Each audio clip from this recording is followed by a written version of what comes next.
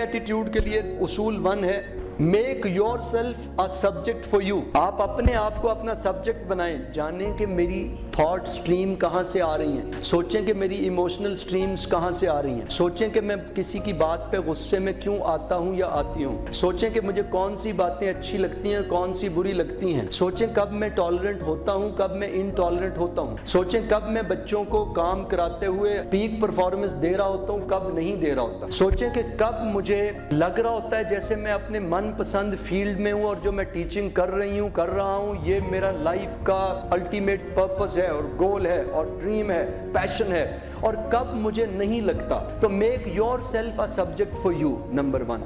Number 2، make your parents and family a subject for you. جب آپ ایسا کریں گے تو ٹالرنٹ ہو جائیں گے، کیونکہ اب آپ یہ نہیں دیکھیں گے کہ بیوی نے جملہ بولا ہے لڑ پڑوں، شوہر نے جملہ بولا ہے لڑ پڑوں. آپ کہیں گے یہ جملہ کیوں بولا ہوگا، یہ کہاں سے آیا ہوگا، کیا وجہ ہوئی ہوگی، کیا میں نے کچھ ایسا غلط کیا ہوگا، کیا اس وقت یہ تھکے ہوئے آئے ہوں گے، کیا اس وقت گھر کا ماحول میں کوئی اور پرابلمز چل رہے ہیں جس سے اریٹیشن کاز ہوئی ہے. آپ اگر مینٹل ہاسپٹل میں جائیں، آپ سڑک پہ ہوں تو کوئی آپ کو گالی دے دے، کوئی آپ کو تھپڑ مار دے، کوئی آپ کو برا بھلا کہے، کوئی آپ کو کوئی نقصان کر دے، کوئی ڈائری چھین لے، کوئی آپ کی چیز توڑ دے تو آپ لڑ پڑتے ہیں. لیکن مینٹل ہاسپٹل میں ایک ڈاکٹر ہوتا ہے، اس ڈاکٹر کے پاس کئی لوگ ہیں، وہ ان سب کو سبجیکٹ لیتا ہے. وہ گندی گالیاں دے رہے ہوتے ہیں مینٹل ہاسپٹل میں کیونکہ بیچارے ٹھیک نہیں ہیں. نو ڈاکٹر ایور مائنڈس، حالانکہ وہ ان کو کہہ رہے ہیں، برا بھلا کہہ رہے ہیں، ماں بہن کی گالی بک رہے ہیں، they don't mind. کیوں؟ Because they have taken them as subjects. تو اگر جیسے آپ نے فیملی کو سبجیکٹ لیا ہے کہ میں نے مطالعہ کرنا ہے، میں نے جاننا ہے یہ کہاں سے آ رہا ہے. وہ ڈاکٹر دیکھ رہا ہوتا ہے اس مریض کے ساتھ کیا واقعہ ہوا تھا، اس کے ماضی میں کیا چیلنجز آئے تھے، کہاں سے یہ اتنے اس کیوس میں، اس ٹراما میں یہ کیسے آیا ہے، اس حادثے کا شکار کیوں کر ہوا ہے. تو make your parents and your family a subject for you. Subject کا مطلب ہے subject to read, subject to understand, subject to ponder over, subject to probe into. جو سبجیکٹ ہے آپ نے ریسرچ کرنی ہے تو آپ اس میں پروب انٹو کہتے ہیں، مطالعہ کرتے ہیں آپ. اچھا، لوگ حیران ہو جائیں گے کیونکہ آپ اب غصہ کرنے کی بجائے، لڑنے کی بجائے، جھگڑنے کی بجائے آپ سوچ میں پڑ جائیں گے. تیسرا لکھیں، make your students a subject for you. کئی بچے بہت نوٹی ہوں گے، بہت مشکل کیس ہوں گے، کمپلیکیٹڈ کیسز ہوں گے، تو make your children subject for you. اگر ایک بچہ فیل ہوتا چلا جا رہا ہے اور بالکل، تو بجائے پیرنٹس اور ٹیچر آپس میں لڑ پڑیں، بجائے ایک دوسرے کو کہیں آپ نے نہیں کرایا، آپ نے نہیں کرایا، دونوں مل کے ڈیسائیڈ کریں کہ let's take the child a subject for اس.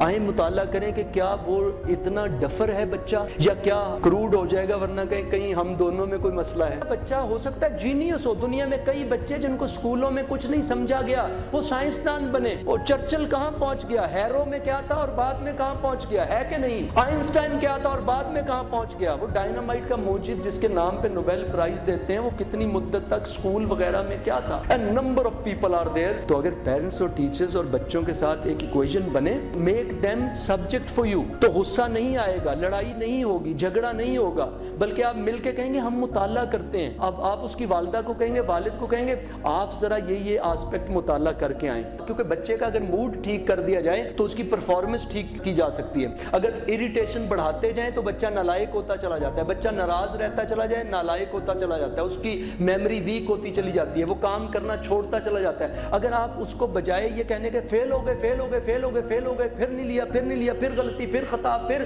اب بچے کا مائنڈ چوک ہو جاتا ہے، جام ہو جاتا ہے. آپ کو بھی کوئی ہر وقت آ کے کہے کہ آپ نے یہ غلط کیا، وہ غلط کیا، فلاں غلط کیا، ایسا نہیں کیا، ایسا نہیں، تو ہمیں پتہ نہیں چلتا، لیکن یہ ہم کر رہے ہوتے ہیں کیونکہ غصہ آ جاتا ہے. بیچارے انسان ہے نا. کیوں گردش مدام سے گھبرا نہ جائے دل، غالب کہتا ہے انسان ہوں، پیالہ و ساغر نہیں ہوں میں. آپ ادھر ٹی وی دیکھ رہے ہیں، ادھر اخبار پڑھ رہے ہیں، ادھر کچھ چل رہا ہے، ادھر کچھ چل رہا ہے، آپ کے ارد گرد جو کچھ ہو رہا ہے، آپ کے خاندان میں ہو رہا ہے، آپ کے ساس سسر کے معاملات چل رہے ہیں، بہو نندوں کے معاملات چل رہے ہیں، ہر طرف آپ چڑچڑے ہوئے ہیں. سارا ملبہ بچوں پہ ٹرانسفر ہو جاتا ہے، چاہے ہم ٹیچر ہوں، چاہے ہم پیرنٹس ہوں. نتیجتاً ہمارے آنے والی پوری جنریشن، ہمارے آنے والا پورا فیوچر بلیک ہو جاتا ہے. ہم آج سے 15 20 25 سال کے بعد ہی کم سے کم کوئی دیکھنے کے قابل ہوں.